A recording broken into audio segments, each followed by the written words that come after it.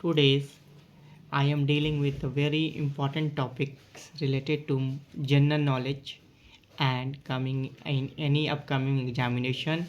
That is topic is the Venezuela crisis from Monroe Doctrine to Donner Doctrine. Now let's start the topic. What the Monroe Doctrine actually आया था 1823 में, मतलब लगभग उसको अभी 200 साल हो गए।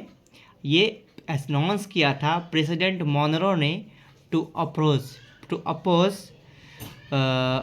रोजवेल्ट मोनरो ने to oppose the European interference in the US. कोई भी यूरोपियन यूएस में आके इंटरफ्रेंस नहीं कर सकता, मतलब कि यूएस में आके दखल अंदाजी नहीं कर सकता।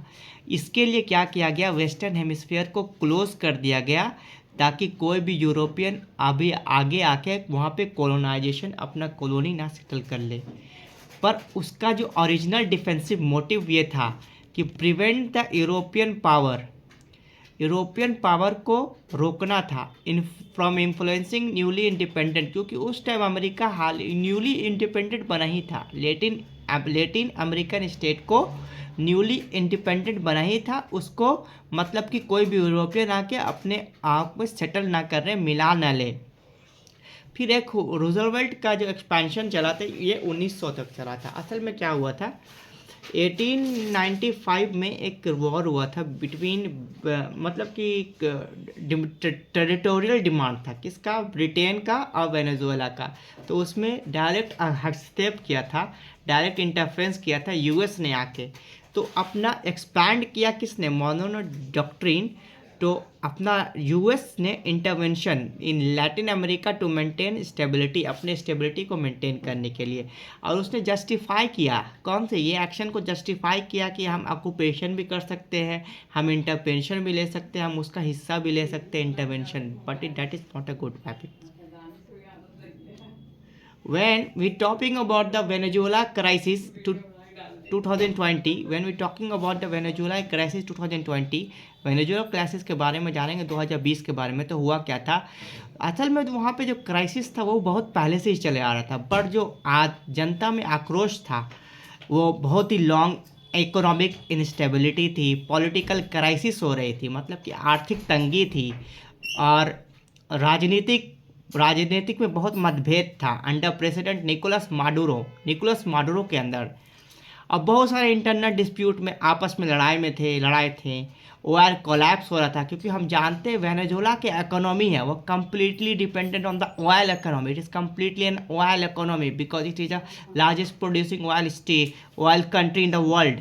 फिर इन्फ्लेशन बढ़ गया, महंगाई बढ़ गई, गवर्नेंस का ब्रेक डाउन होने लगा, गवर्नेंस एक टूट गई, ब्रेक डाउन होने लगा, उसकी शक्तियाँ कमज़ोर होने लगी। तो इसका अटेंशन कौन किया, यूएस ने किया। यूएस ने अक्यूज़ किया किसको, मादुरो को, कि तुम्हारे वजह से ये सब हो रहा है, तुम साले नार्को ट्रैफिकिंग करते हो, तुम मतलब कि दवा का स्मगलिंग करते हो और तुम इंस्टेबिलिटी पैदा कर रहे हो, अपने कंट्री में इंस्टेबिलिटी कर दे। तो अभी हाल फिलहाल की बात है, यूएस ने इंटरवेन किया कब, 3 जनवरी 2026 को, जब यूएस मिलिट्री ने एक कैरीड आउट किया strikes name operation absolute resolve नाम का एक ऑपरेशन बनाया एंड कैप्चर्ड।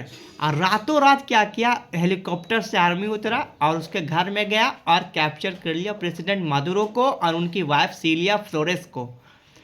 तो ट्रंप ने ही इसका नाम, पहले मोनरो था तो ट्रंप ने इसका नाम पॉलिसी का दे दिया डॉनरो डॉक्ट्रिन। और इसका कहना क्या था कि ये मॉडर्न है, ये एजर्टिव वर्सन है मॉर्गो का, मतलब कि मोनरो था वो हल्का था, एजर्टिव वर्सन यानी कि उसका हाई वर्सन है। इसका जस्टिफिकेशन क्या था ट्रंप का, वो बोल रहा था कि हमको यूएस में थ्रेट लग रहा है सिक्योरिटी, तो इसको बचाने के लिए हमने ऐसा किया।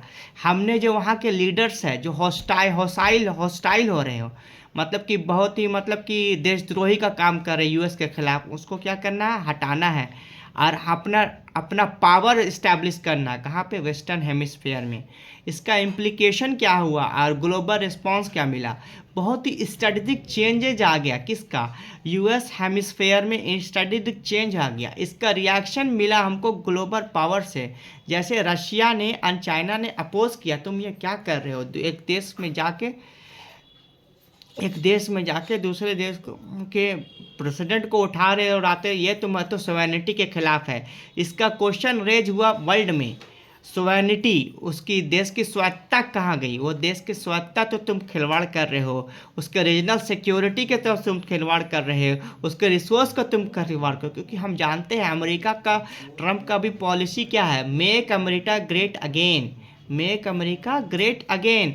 चाहे जैसे भी हो, बाय हुक और by crook, make America great, चाहे जिसका भी चीज़ हो, हथियार हो। जैसे अफ़गानिस्तान में गए थे, रशिया में जाके बदमाशी किया उन्होंने, वैसे ही अभी कर रहे हैं वेनेजुएला में, वेनेजुएला के क्राइसिस में।